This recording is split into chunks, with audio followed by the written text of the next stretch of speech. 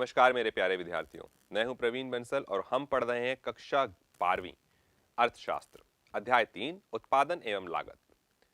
इस अध्याय के पहले भाग में हमने देखा उत्पादन फलन क्या है, कुल उत्पादन किसे कहते हैं, औसतन उत्पादन किसे कहते हैं और सीमांत उत्पादन किसे कहते हैं। और यह तालिका जो आपकी स्क्रीन पे है, हमने इसके बारे में चर्चा की। इसको एक बार फिर से दोहरा लेते हैं। आपने देखा एक कारक जो बार बार बदल सकता है, जिसको अंग्रेजी में वेरिएबल फैक्टर भी कहा जाता है, परिवर्ती आगत। और यह कारक जो वेरिएबल है, परिवर्तन किया जा सकता है जिसके अंदर। और एक स्थिर मान लेते हैं भूमि, लैंड।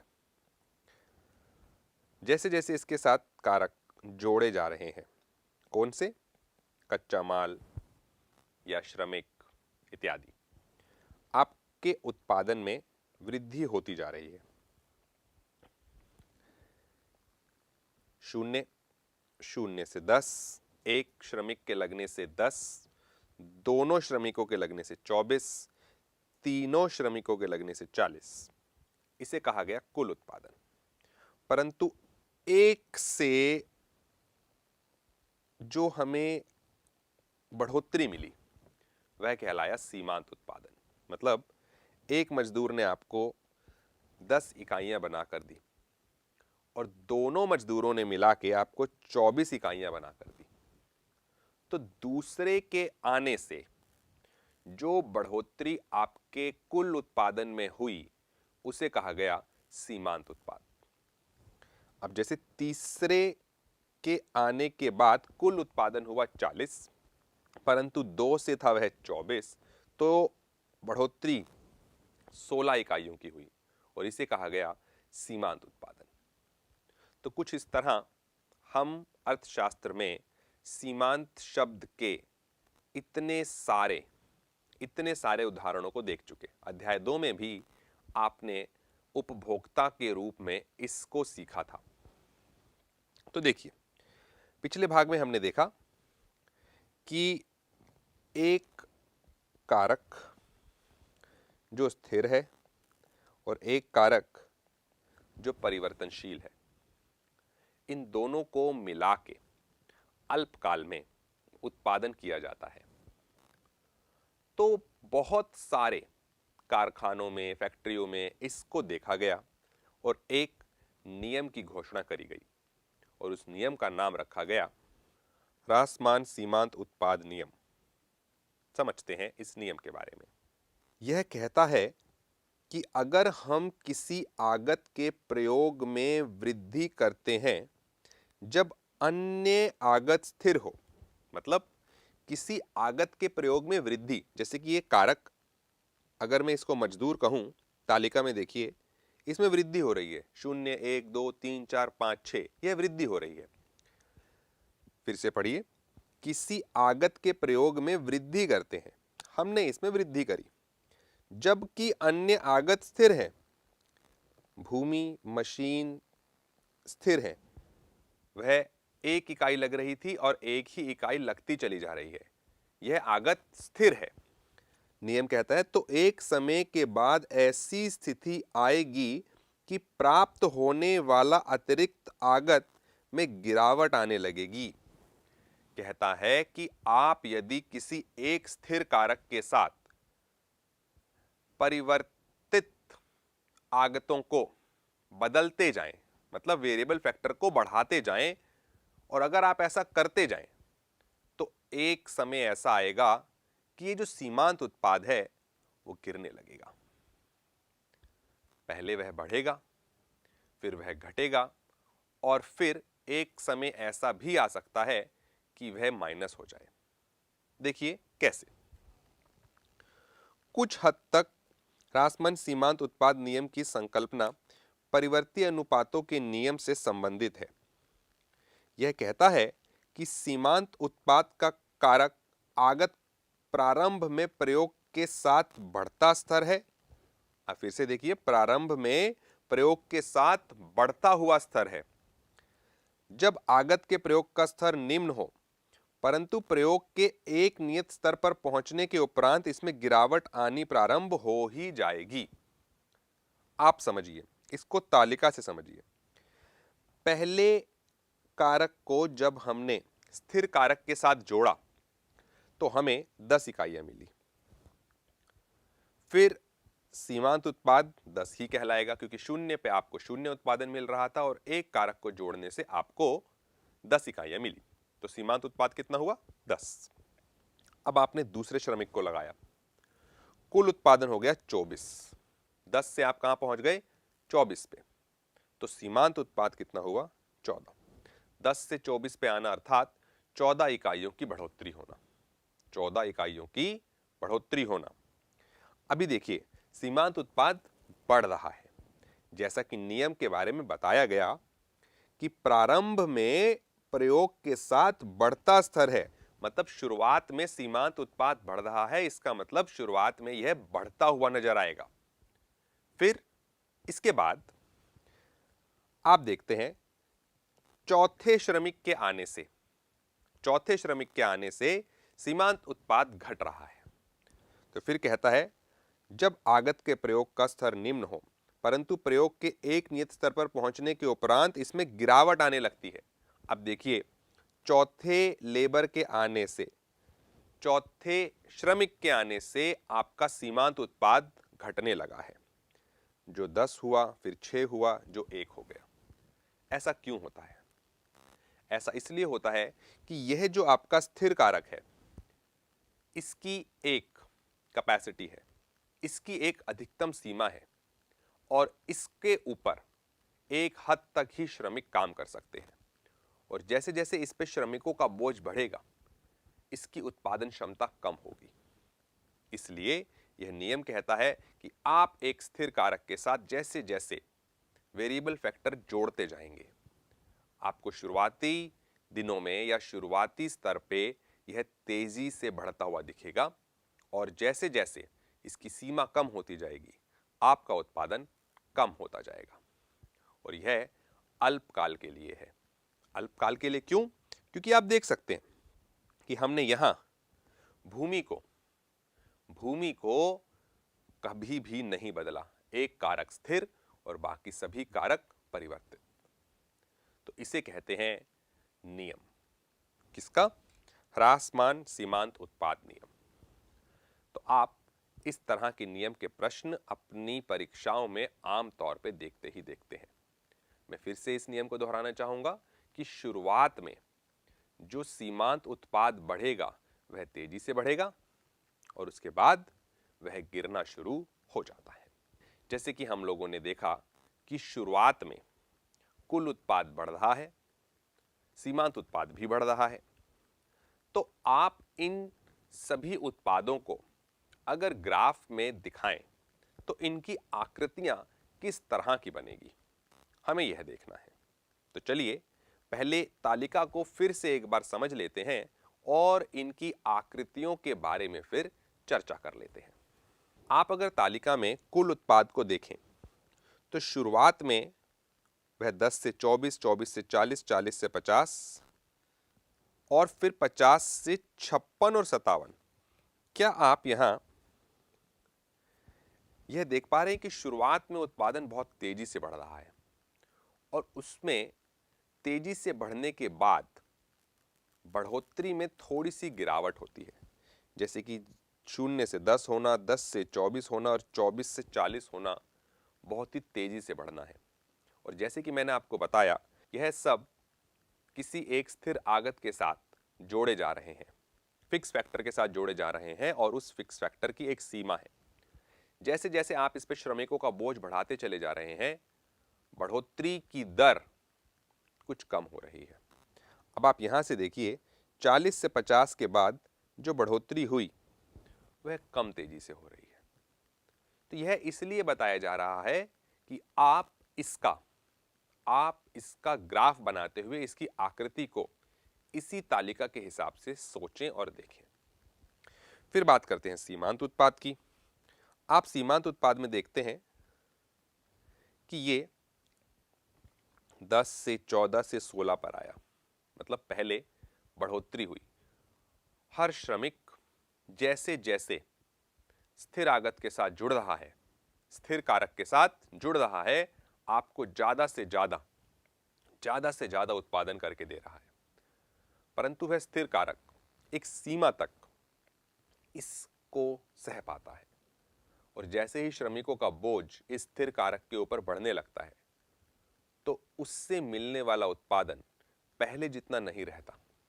जैसे कि एक मशीन शुरुआती दिनों में बहुत अच्छे तरीके से आपके लिए कार्य करती है, जैसे जैसे उसके ऊपर ज्यादा से ज्यादा मजदूर लगते हैं, समय बीतता है, उससे मिलने वाला उत्पादन पहले जितना नहीं रहता।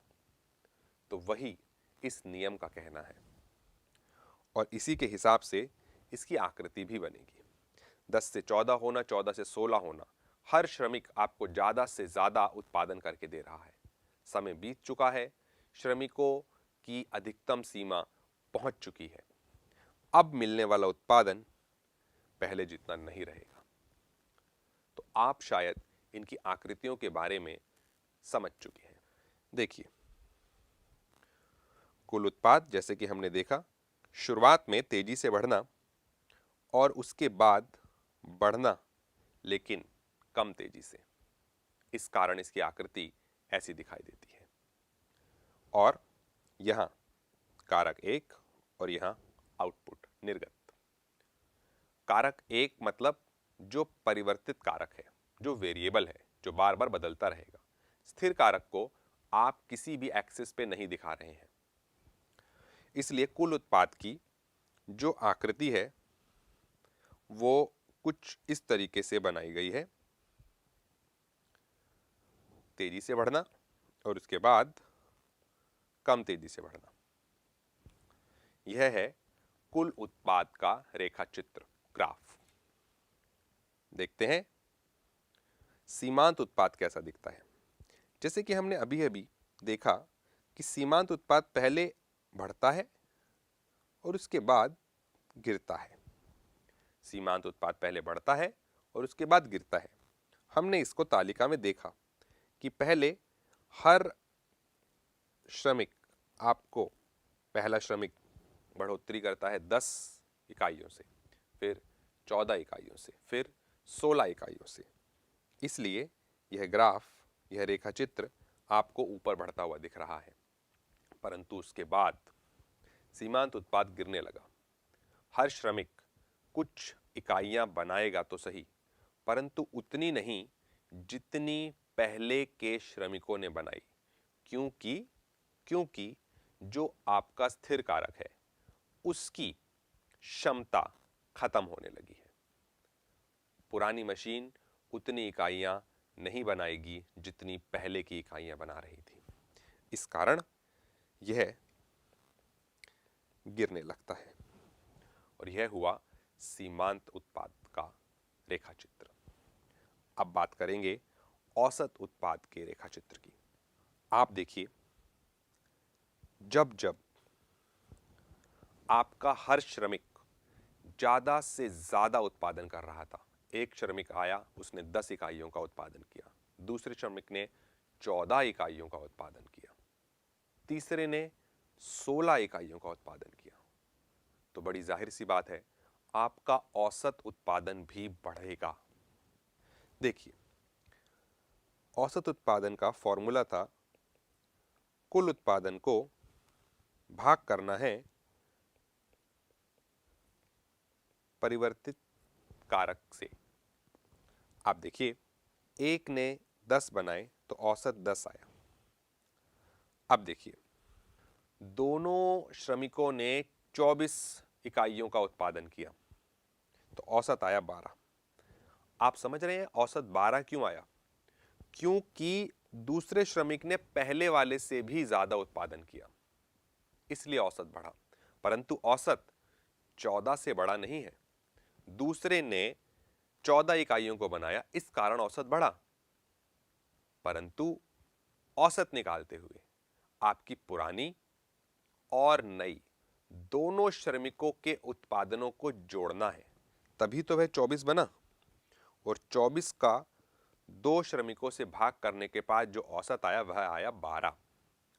और यह तब तक बढ़ता रहेगा यह औसत तब तक बढ़ता रहेगा जब तक आपका हर आने वाला श्रमिक उत्पादन बढ़ाता रहता है। जैसे अगले श्रमिक ने 16 इकाइयों का योगदान दिया, कुल इकाइयां हो गई 40 और औसत हो गया 13.33। आप देखिए जैसे जैसे सीमांत उत्पाद बढ़ रहा है वैसे वैसे औसत उत्पाद भी बढ़ रहा है। आगे आगे देखिए सीमांत उत्पाद कम हो गया। अब अगले श्रमिक ने आपको उतना उत्पादन नहीं करके दिया जितना कि पिछले श्रमिक ने दिया था। अगले श्रमिक ने मात्र 10 इकाइयों का ही योगदान दिया, अर्थात आपका औसत गिरने लगा। मतलब जब तक सीमांत उत्पाद बढ़ेगा औसत भी बढ़ेगा, परंतु सीमांत उत्पाद ज्यादा रहेगा। सीमांत उत्पाद के बढ़ने के कारण ही औसत उत्पाद बढ़ रहा है, और जैसे ही सीमांत उत्पाद गिरने लगेगा औसत भी गिरने लगेगा, परंतु औसत उस वक्त सीमांत से ज्यादा होगा, क्योंकि औसत सभी की इकाइयों को जोड़ने के बाद श्रमिकों से भाग किया जाता है। तो यहां से आप पता लगा पाएंगे कि आपके औसत उत्पाद का रेखाचित्र कैसा बनेगा। देखिए औसत उत्पाद भी बढ़ रहा है, औसत उत्पाद भी बढ़ रहा है जब तक सीमांत उत्पाद बढ़ रहा है, लेकिन जैसे ही सीमांत उत्पाद गिरा औसत भी गिरेगा। सीमांत के गिरने के कारण औसत भी गिरेगा ही गिरेगा, परंतु औसत अब सीमांत से ज्यादा होगा, क्योंकि औसत का अर्थ है सभी का एवरेज। अब देख पा रहे हैं आप कि औसत गिरा तो गिरा, लेकिन सीमांत से ऊपर, सीमांत से वह ज्यादा रहेगा। तो यह है कुल उत्पाद, सीमांत और औसत के रेखाचित्र। ऐसे हमने यह रेखाचित्र बनाए। अब देखिए आपका अध्याय 2 भागों में बटा हुआ है, उत्पादन एवं लागत। उत्पादन में बस अब एक आखिरी चीज यह बची है कि पैमाने का प्रतिफल क्या होता है। तो चलिए इसे जान लेते हैं। अभी तक हमने उत्पादन फलन के विभिन्न पहलुओं को देखा, जब एक आगत में परिवर्तन लाया गया और अन्य को स्थिर रखा गया। मतलब अभी तक हमने ऐसा उदाहरण लिया है कि एक फैक्टर फिक्स रहता है और बाकी बदलते रहते हैं। अब हम देखेंगे कि जब कभी आगतों में साथ साथ परिवर्तन आता है तो क्या होता है। अब हम देखेंगे जब सभी आगतों में, मतलब अब सभी फैक्टर वेरिएबल होने वाले हैं, मतलब मशीनें भी बदली जा सकेंगी, भूमि भी बदली जा सकेगी, और श्रमिकों को तो आप बदल ही रहे हैं। तो यहां पैमाने का प्रतिफल देखिए, रिटर्न्स टू स्केल, मतलब अब किसी कारखाने या फैक्ट्री का स्केल बड़ा होने वाला है। स्केल बड़ा होने वाला है का अर्थ क्या हुआ कि आप सभी आगतों को, सभी फैक्टर्स को बढ़ा रहे हैं। आप जहां 10,000 इकाइयां बना रहे थे, आप 10 लाख इकाइयों को बनाने की भी बात करेंगे। और यह कब संभव है? यह दीर्घकाल में संभव है, लॉन्ग रन। स्थिर पैमाने का प्रतिफल उत्पादन फलन की एक विशेषता है। यह तब होता है जब सभी आगतों के अनुपातों में वृद्धि के फलस्वरूप आउटपुट में भी उसी अनुपात में वृद्धि होती है। जैसे जैसे आप भूमि, मजदूर, कच्चा माल, मशीन सबको बढ़ा रहे हैं, और जिस अनुपात में आप इन आगतों को बढ़ा रहे हैं, जिस अनुपात में आप इन आगतों को बढ़ा रहे हैं, उसी अनुपात में आपका उत्पादन भी बढ़ेगा। यह है पैमाने का प्रतिफल। और मैं फिर से दोहराना चाहूंगा कि ये सिर्फ और सिर्फ दीर्घकाल में संभव है, जब आप सभी आगतों को अनुपात में बदल सकते हैं, और उसी अनुपात में आपको क्या मिलेगा? उत्पादन भी बढ़ता हुआ मिलेगा। वर्धमान पैमाने का प्रतिफल तब आता है जब सभी आगतों में समानुपाती वृद्धि के परिणाम स्वरूप वृद्धि होती है, आउटपुट में भी वृद्धि होती है जो समानुपाती वृद्धि से अधिक होती है। मतलब शुरुआत में तो आपको आउटपुट में जो वृद्धि दिखाई देगी वो आगतों से ज्यादा दिखाई देगी, और हर उत्पादक उसको वहीं रोक देगा जहां जहां उसको उसकी कीमत कम से कम पड़े। अब यहां उत्पादन का अध्याय खत्म होता है, क्योंकि अब कीमत शब्द मैंने बोल दिया। हर उत्पादक किसी भी कारखाने से उस कीमत तक काम लेगा जब तक वह उसको कम से कम पड़े। जहां कीमत बढ़ने लगेगी वहां उत्पादन रुक जाएगा और नए कारकों की आवश्यकता आएगी। मतलब उत्पादन तो हो गया, लेकिन अब उत्पादन करते हुए एक उत्पादक को इस बात का ध्यान रखना है कि कीमत कब कम पड़ेगी, और जब कीमत कम पड़ेगी तभी उसको मुनाफा होगा। यहां से इस अध्याय का अगला भाग शुरू होता है, जिसका नाम है लागत, जिसे हम करेंगे अगले भाग में। उससे पहले आप सभी विद्यार्थी अपनी पाठ्यपुस्तक के पीछे दिए गए प्रश्नों का अभ्यास करेंगे जो उत्पादन से संबंधित है। तब तक के लिए धन्यवाद।